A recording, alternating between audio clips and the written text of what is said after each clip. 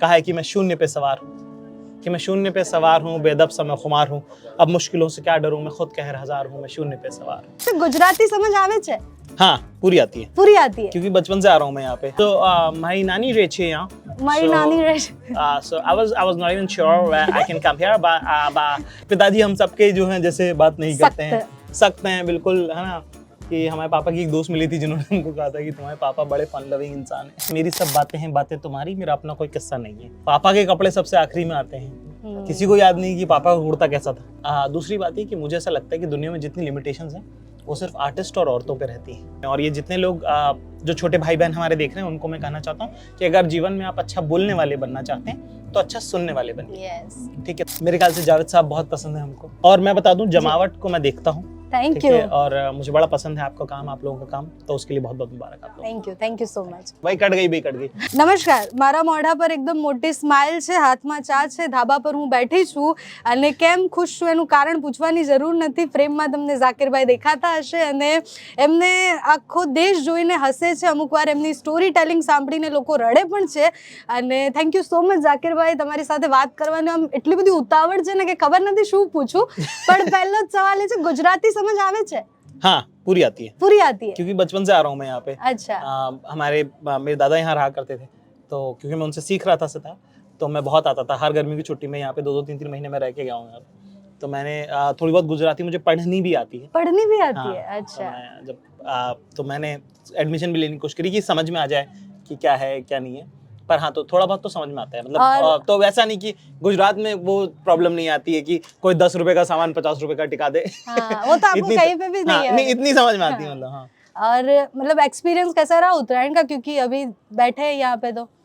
यार मुझे जो कलेक्टिवनेस की फीलिंग है ना, हाँ। वो बड़ी कमाल की लगी मुझे, कि इतनी जिंदगी इतनी भाग दौड़ की है, और जैसे जैसे शहर बड़े होते जा रहे हैं ना, तो उसमें वो कल्चर अहमदाबाद में भी अब वो सीप इन करने लगा है कि पड़ोसी पड़ोसी को नहीं जानता है। यस। ठीक है, ऐसे में एक छत पे इकट्ठे होना, हम चाहे वो साल में एक ही बार हो, है ना, और एक साथ मिलके पतंग उड़ाना, और चाहे कि हम अपना अपना काम करते हैं ना, तो हमको हार जीत का उतना अंदाजा नहीं होता। उत्तरायण में आपको पता है कि कितने भी बड़े आदमी हो, पतंग आपकी कभी भी कट सकती है।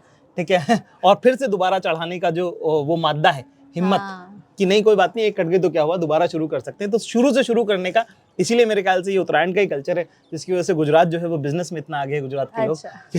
क्योंकि अगर एक धंधे में नुकसान हो भी जाए तो आप दोबारा से चढ़ा सकते हो, है ना। वो संस्कार मेरे ख्याल से उत्तरायण से आता है। एक सवाल ऐसा है कि आपको हर बार जब स्टैंड अप पे देखा है तो ऐसा होता है कि आप हर शहर में जहाँ पे जाते हैं लोगों को ऑब्जर्व करते हैं, गुजरात के इंसान को आपको बोलना है कि ये गुजराती है, तो कैसे, मतलब आप कैसे देखते हो? इसमें ना मेरे साथ एक कांड हो गया। वो ये है कि क्योंकि मैं बचपन से आ रहा हूँ ना यहाँ पे, तो मुझे घर नजर आता है यहाँ पे। हाँ। और अक्सर घर के लोगों को ना आप उतना ऑब्जर्व नहीं कर पाते हो। जैसे फॉर एग्जांपल जब आपके घर में कोई भाभी आती है, हाँ, या बाहर से कोई बहू आती है आपके घर में, तो सडनली उसका ऑब्जर्वेशन ज्यादा शार्पर होता है आपकी ही फैमिली के बारे में एज कम्पेयर टू आपका अपना, है ना, क्योंकि वो बाहर से आई है। तो क्योंकि जब मैं गुजरात आता हूँ तो मुझे नहीं लगता है कि मैं बाहर से आया हूँ, है ना, मुझे बड़ा घर लगता है यहाँ पे। और वो इसका 2 कारण है। एक तो बचपन से लगातार यहाँ पे आना, और यहाँ पे जो मेरे दोस्त हैं उनका घर जैसा बर्ताव करना मेरे साथ।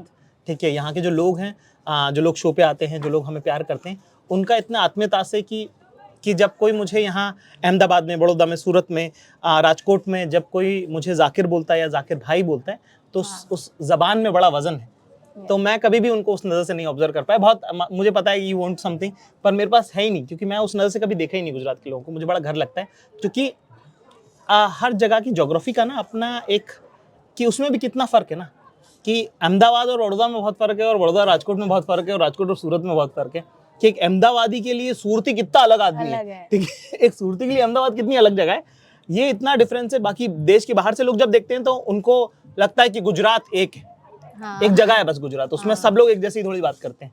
ठीक है, जो मेरे ख्याल से छोटा जो जबान का फ़र्क है वो मैं ऑब्जर्व करता हूँ। ठीक है, मैं बोल नहीं पाता हूँ, पर भावनगर में जो जबान है। कितना गुजराती आता है? मुझे गुजराती पूरी आती है, मुझे हर तरह की गुजराती समझ आती है। गुजराती में बात करें? थोड़ी सी, मतलब बहुत ही टूटी, जैसे एनआरआई गुजराती आती है मुझे। अच्छा। So मारी नानी रहे छे यहाँ। मारी नानी रहे। So I was not even sure where I can come here, but my papa said that તમને ગુજરાતી બોલી હા ઘરે ગુજરાતી બોલું. So I have learned Gujarati. So I have not seen my nanny in like 7 years, and so this year I have come for Uttarayan. Yes. Yeah. So મારો जो गांव છે वो अहमदाबाद से 2 कलाक की दूरी पे છે. और फिर भी चेंज. हाँ, तो उनका गुजराती एक्सेंट प्रॉपर गुजराती और उनका इंग्लिश पूरा जो है हाई पे. अमेरिकन हाई पे है, तो वो वाली गुजराती मेरे को आती है. अच्छा, ये जैसे आपने ये एक्ट में भी बहुत बार होता है, वो लड़कियों की जब बात आती है, लड़कों की भी बात आती है, मैंने वो बहुत ऑब्जर्व किया है कि हर शो में, हर एपिसोड में आप लड़की की साइड और लड़के की साइड, दोनों साइड अच्छे से इतना बताते हैं कि यही रियल ऐसा लगता है. वो कैसे पता चलता है कि लड़की इसी एक्सेंट में बात करेंगी, लड़की ऐसे ही जवाब देगी, जैसे अभी लास्ट में क्लासमेट आया जो, तो वो कैसे इतना सटीक होता है? वो इसलिए सटीक होता है कि बहुत सारे लोगों से बहुत सारा मिलना पड़ता है. और उनसे बहुत सारे अनुभव, अगर आपको जीवन में, अरे बच गई चाय, कपड़े बच गए. कपड़े बच गए. मैं इसको ऐसे कहता हूँ बात को कि अगर आपको जीवन में, और ये जितने लोग जो छोटे भाई बहन हमारे देख रहे हैं उनको मैं कहना चाहता हूँ कि अगर जीवन में आप अच्छा बोलने वाले बनना चाहते हैं तो अच्छा सुनने वाले बनिए. ठीक है. तो जो बहुत सारे लोगों से जब हम सुनते हैं तो अपने आप वो बोलने में वो बात आती है. तो बहुत सारी लड़कियों से, बहुत सारे लड़कों से प्रेम के बारे में, उनके क्या विचार हैं, उनके क्या अनुभव हैं, उनकी क्या मुसीबतें, मुश्किलें चल रही हैं, वो सब जब आप सुनते हो तो सभी काम आता है.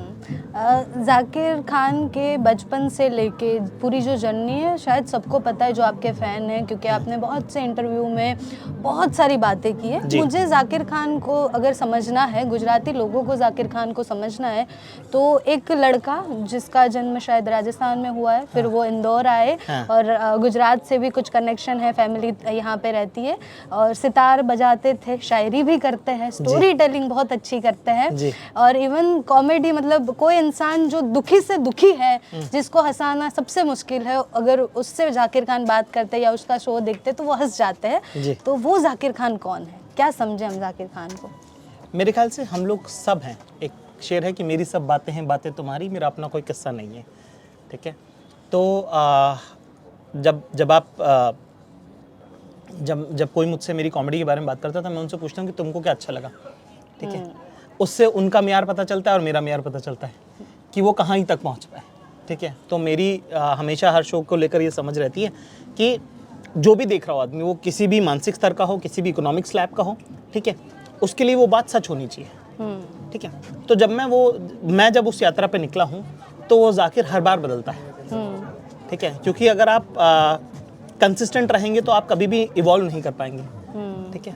तो वो जो आपका सवाल है कि वो जाकिर कौन है आप, तो वो मेरे ख्याल से is an work in progress human being है. ठीक है. कि हर बार और बेहतर इंसान बनने की जो जुगत है उसमें मैं लगा रहता हूँ कि और बेहतर इंसान कैसे बन सकते हैं, और उससे काम आपका ऑटोमेटिकली शार्प होता रहता है. इसीलिए कोशिश यही रहती है कि और सीखें और जानें और समझें, और to be proud of your past. ठीक है. I don't want to denounce anything what I have said in my life. I don't want to denounce anything what I have done in my life, क्योंकि अगर वो सब नहीं होता तो ये सब नहीं बनता. यस. मैंने बहुत से शोज देखे हैं, ऑलमोस्ट सारे देखे, बहुत से तो क्या ही बोलूँ, और 2-2, 3-3 बार देखे. तथास्तु में जैसे परिवार की बात आई, पापा की बात आई, दादा की बात आई, जाकिर खान का वो वर्जन भी दिखा जहाँ जाकिर खान सॉफ्ट हार्टेड है, स्टोरी टेलिंग बहुत अच्छे से करता है. इमोशंस के बारे में आपका क्या है, मतलब फैमिली के साथ इमोशन, दादा के साथ, पापा के साथ, कैसे बड़े हुए जाकिर खान? मेरे ख्याल से हम लोग सब जो है ना, भारत जो है एक इमोशन प्रधान देश है. ठीक है. हम लोग को, हमारा जो फर्स्ट रिएक्शन टू एनीथिंग है वो कॉमेडी नहीं है, वो इमोशन है. ठीक है. तो बिना उसको एड्रेस किए कॉमेडी भी नहीं हो सकती. बिना उस गली से गुजरे आप इस जो है मैदान में नहीं पहुंच सकते जिसका नाम कॉमेडी है. तो इसलिए मेरी कोशिश ये रहती है कि जो भी आपको उस वक्त महसूस हो रहा है, जिस भी कहानी से हम होके गुजर रहे हैं, उसका इमोशन हमेशा एड्रेस किया जाए. ठीक है. और ये मेरी समझ का काम है, ये मेरी समझ है अपने काम को लेकर. सॉरी, सवाल क्या था यार? मैं यही इमोशंस कैसे, मतलब परिवार के साथ इमोशंस कैसे थे, फैमिली इमोशंस के बारे में आप मेरे ख्याल से हम सब लोग, हमारे आम परिवार वैसे ही रहता है, जैसे कि माएँ जो हैं आपकी वो इमोशनल हैं, वो रो भी लेती हैं. मुझे माओं का सिस्टम बहुत अच्छा लगता है. भाई कट गई मुझे माओं का सिस्टम ज़्यादा बेहतर लगता है. पिताजी हम सबके जो हैं जैसे बात नहीं करते हैं, सख्त हैं बिल्कुल, है ना. कि हमारे पापा की एक दोस्त मिली थी जिन्होंने हमको कहा था कि तुम्हारे पापा बड़े फन लविंग इंसान हैं. हमको यकीन ही नहीं हुआ कि ये आदमी क्या बात कर रही है. वो अलग से फन नहीं है, वो अलग से लविंग नहीं है। दोनों अलग अलग भी नहीं है। अलग अलग भी नहीं है, तो कैसी बातें कर रही हैं आप। तो वो मेरे ख्याल से धीरे धीरे हम जैसे जैसे बड़े होते जा रहे हैं, क्योंकि माँ आपको जो है पैदाइशी मिलती है। हाँ, 9 महीने ज़्यादा भी रहते हैं उनके साथ आप। हाँ। बाप जो है एक उम्र के बाद समझ में आता है, तो हम उसको समझने की कोशिश कर रहे हैं। और हमारे पापा ने हमको कहा था कि जो भी तुमको समझ में आए अपने छोटे भाइयों को सिखाते रहना। तो वही हमारे शोज होते हैं। जाकिर खान को पिताजी कब समझ आए, कौन सी उम्र में समझ आए? अभी भी समझ ही रहे हैं। वो आदमी इतना आसान थोड़ी होता है जिसने कभी कुछ कहा ही नहीं है, जिसने कुछ बताया ही नहीं कभी कि वो कैसा महसूस करते हैं। हम लोग जितने पैसे कमाते हैं उससे जो है 2% की तनख्वाह पे उसने हमको शान की ज़िंदगी दे दी। ऐसी तो हम सोच भी नहीं सकते। और आज बहुत कुछ होने के बाद भी हम शायद ऐसे नहीं जी पाते जैसे वो जीते थे। मतलब उस आदमी ने रिश्तेदारियाँ भी निभाई हैं, जिम्मेदारियाँ भी निभाई हैं, हमको भी कभी हमारी ज़रूरतें भी पूरी करी, है ना। तो वो एक छोटी सी बात है ना कि पापा के कपड़े सबसे आखिरी में आते हैं। किसी को याद नहीं कि पापा का कुर्ता कैसा था, ठीक है ना। मम्मी की साड़ी सबको याद है, बच्चों के नए कपड़े सबको याद है, पर पापा का शर्ट सबसे पुराना है, सबसे सस्ता शर्ट है। तो वो मेरे ख्याल से हम धीरे धीरे समझ रहे हैं पापा को। तो वो इमोशनल समझ जो है, और लड़कों में अक्सर कम होती है क्योंकि वक्त नहीं मिलता है। तो हमने अपने ऊपर खुद से ही जिम्मेदारी उठा रखी कि हमको समझना है और हम सबको बताएंगे कि भाई ये हो रहा है यहाँ पे। स्टेज परफॉर्मेंस की बात करें तो आपने स्टेज पे इस तरफ रह के और इस तरफ रह के दोनों ही किया है। मतलब जज भी बने हैं और स्टैंड अप कॉमेडी भी की है। तो वो पूरा जनरेशन आपने वो देखा है कि वो जर्नी कैसी है। अभी जो यंग कॉमेडियंस है, मुझे ऐसा लगता है कि कभी कभी फेमस होने के लिए या फिर जल्दी फेमस होने के लिए वो जो लाइन होती है वो कभी कभी क्रॉस हो जाती है। जो आप भी जज रहे हैं तो आपको भी लगता होगा कि शायद ऐसा होता है। वो क्यों हो रहा है? क्योंकि जाकिर गाली नहीं बोलता फिर भी लोग हंसते हैं। जाकिर फैमिली की बात इमोशनली करता है और उसको घुमा के फिर वो एक पंच आता है तो हंसते हैं। तो वो ज़रूरी लगता है मतलब अभी की जो जनरेशन है कॉमेडी की? देखिए, क्योंकि मेरा काम कॉमेडी का है ना, तो मैं कभी नहीं कहूँगा कि फलाना गलत करता है और ढिमका सही करता है, ठीक है। वो एथिकली सही नहीं होगा। एक बात तो ये। दूसरी बात ये कि मुझे ऐसा लगता है कि दुनिया में जितनी लिमिटेशंस हैं वो सिर्फ आर्टिस्ट और औरतों पे रहती हैं। नाइस, है ना। किसी और से कोई नहीं पूछता है कि तुम जो कर रहे हो अपने धंधे में वो ठीक है कि सही है, कि वो गलत है कि धोखाधड़ी। कोई किसी बिजनेस वाले से नहीं पूछते कि तुम जो ये डबल डंडी मार के जो तुम ये काम कर रहे हो ये क्या ठीक है, क्या एथिकल है कि नहीं एथिकल है। मेरे ख्याल से ये एक जो है एक्सचेंज है between audience and an artist. जैसे अगर आपका दुनिया में एक भी शिष्य है तो क्या आप टीचर हैं? आप टीचर है ना। अगर आपका एक शिष्य भी है तो आप टीचर हैं। और दुनिया में अगर आप एक भी दुनिया में इंसान से सीखते हैं तो क्या आप शिष्य हैं? आप हैं। ऐसे ही एक ऑडियंस और एक आर्टिस्ट का रिलेशन है। अगर उस बात पे चाहे वो कितनी ही गलीच लगे आपको आपके मॉरल स्टैंडिंग के हिसाब से, पर अगर एक भी आदमी हंस रहा है तो वो एग्जिस्ट करने को वो लागू है वो चीज़, चाहे वो एक ही आदमी हो, है ना। वो मैं करता हूँ कि नहीं करता, वो मैं अपने दायरे में ही रह सकता हूँ कि मैं क्या करता हूँ, है ना। पर मेरा ऐसा मानना है इस दुनिया में जीवन जीने के 100 तरीके हैं और 100 के 150% गलत है। तो अपना अपना करते हैं, है ना। जिसका जैसा हर इंसान जो रिस्क लेता है उसके अपने रिपरकशंस भी होते हैं, उनकी अपनी प्रॉब्लम्स भी हैं, ठीक है। तो फिर वो जीते भी हैं उनके साथ, है ना। जो आदमी रिस्क लेता है ना उसके साथ उसका प्रॉब्लम्स भी आता है। तो ऐसा नहीं कि जो भी कोई अगर मान लो कि आपकी समझ से शॉर्टकट लेता है तो उसको अपने हिस्से की प्रॉब्लम्स भी आती हैं, उसको मेरी एक्स्ट्रा सलाह की ज़रूरत नहीं है, ठीक है। सब समझदारी है, किसी को ज़्यादा सलाह की ज़रूरत नहीं होती। भाई जाकिर खान जब जाकिर खान बने उसके पहले की जो जर्नी थी, मतलब अभी इंसान को वायरल होना है या उनको फेमस होना है तो डिजिटली बहुत इजी है, आपका वीडियो वायरल हो सकता है। पर आप जब कॉमेडी करते थे तब ऐसा ज़्यादा कोई माध्यम नहीं थे। तो वो जर्नी कैसी रही, मतलब यहाँ से यहाँ तक आने की? बहुत सारा यार, बहुत मज़ा आया मेरे ख्याल से। हमने टिकटॉक के पहले टिकटॉक एक्सपेरिमेंट किया था। हमको लगा कि लोगों का डेटा बहुत कम है क्योंकि उस टाइम पे जियो नहीं आया था, जियो क्रांति नहीं आई थी। तो हमको लगा लोगों का डेटा बहुत कम है, तो हमने 1-1 मिनट के वीडियो 3 डाले अपने चैनल पे। ठीक है। तो कि लोगों को लगे कि क्या पता कम लेंथ के वीडियोस लोग देख लें, है ना। पर वो भी नहीं चले। मतलब जो रील का जमाना अभी चल रहा है वो हमने ट्राई तो किया था। देखो विजनरी तो मैं हूँ, ठीक है।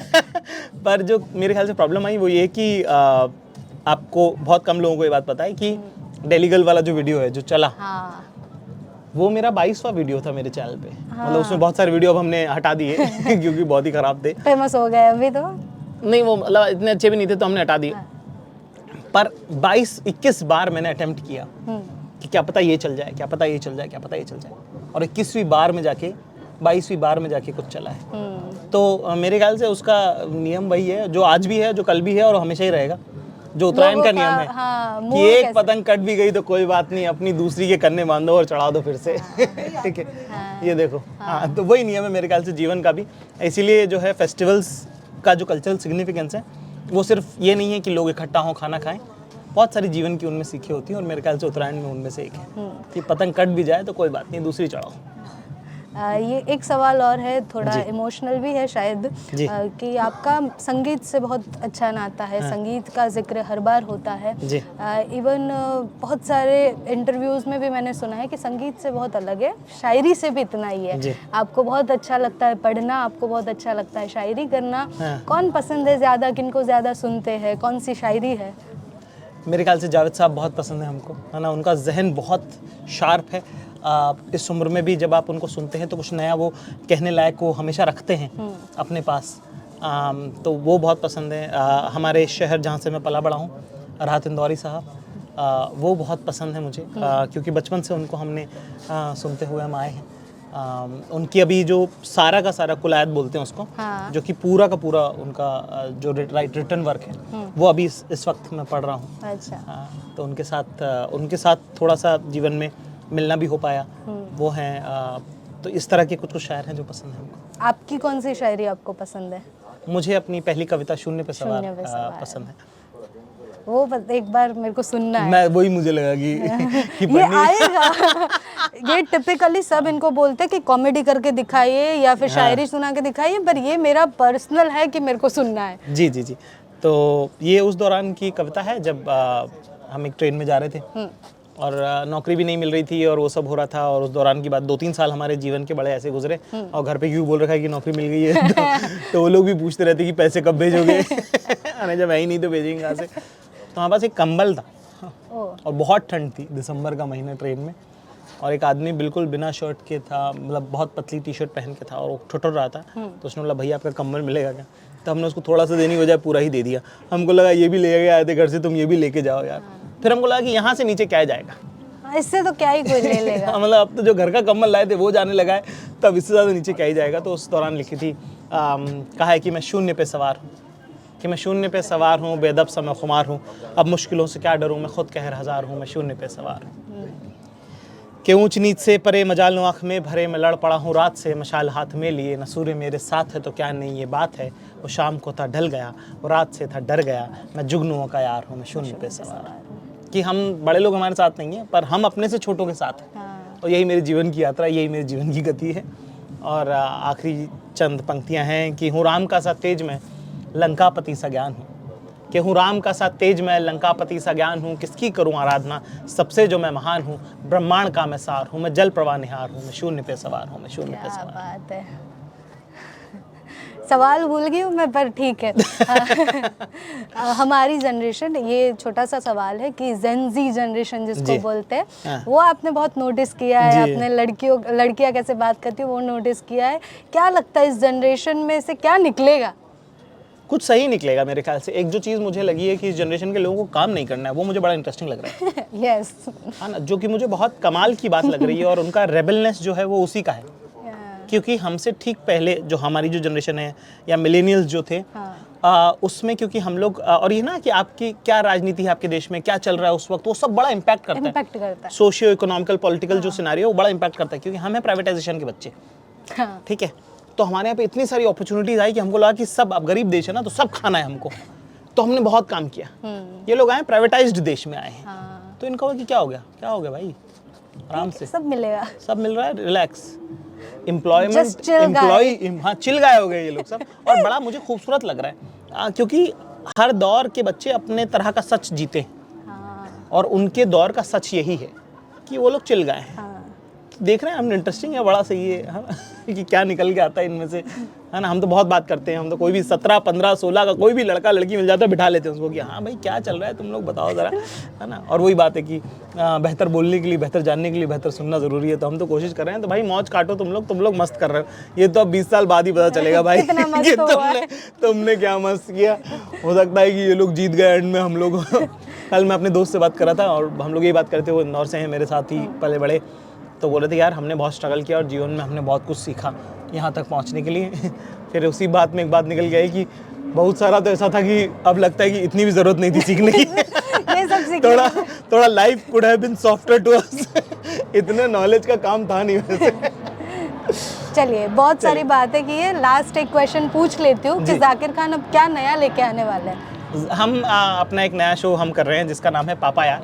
हाँ। और जो सवाल है सबका कि साहब माँ तो सबको समझ आती है, बाप बहुत देर बाद समझ में आता है, तो हम उस इमोशन को डिकोड करने की कोशिश कर रहे हैं। तो हम जितने भी लोग हैं जब भी गुजरात में शो करेंगे उनसे भी हम सबसे ये आग्रह कर रहे हैं हम आएंगे। हाँ कि अगर आप खुशकिस्मत हैं, आपके पिताजी हैं, तो उनको घसीट के लड़के लेके आइए। आपका अपने पिताजी के साथ हमेशा के लिए संबंध बदल जाएगा।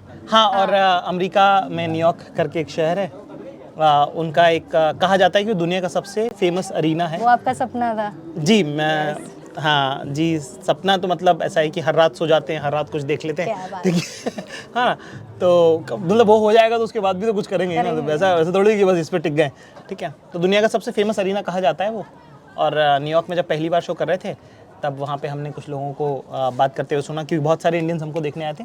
तो हम वहाँ पे जब जा रहे थे तो हमने बहुत सारे लोगों को बात करते हुए सुना कि कुछ लोगों को बात करते हुए सुना कि दरअसल में ये इंडियंस जो है फ्री के शो में आते हैं, ये कभी सेंटर ऑफ द सिटी में नहीं आते हैं टिकट खरीद के। तब से हमारा अहद है कि जब भी हम इंटरनेशनली शो करते हैं तो हम सेंटर ऑफ द सिटी में करते हैं। आप देख लीजिएगा, हमेशा सेंटर ऑफ द सिटी में ही शो करते हैं हम। बहुत खर्चा भी बहुत होता है, महंगा बहुत पड़ता है, पर वो ना ईगो का कोई मोल थोड़ी होता है। तो इसीलिए जो दुनिया का सबसे पॉपुलर अरीना है उनका वो कर रहे हैं। 14,000 15,000 टिकट हमको बेचनी है। 17 अगस्त की तारीख डाल दी है और लोगों के हवाले छोड़ दिया कि इज्जत जिल्लत आपके हाथ में है, कर दीजिएगा साहब। हो जाएगा, सब कुछ अच्छा हो जाएगा। और थैंक यू सो मच, बहुत मज़ा आया आपसे बात करके और बहुत कुछ जानने को मिला, बहुत कुछ समझने को मिला। Thank you so much. और मैं बता दूं, जमावट को मैं देखता हूँ, थैंक यू। और मुझे बड़ा पसंद है आपका काम, आप लोगों का काम, तो उसके लिए बहुत बहुत मुबारक आप लोगों को। Thank you so much, thank you.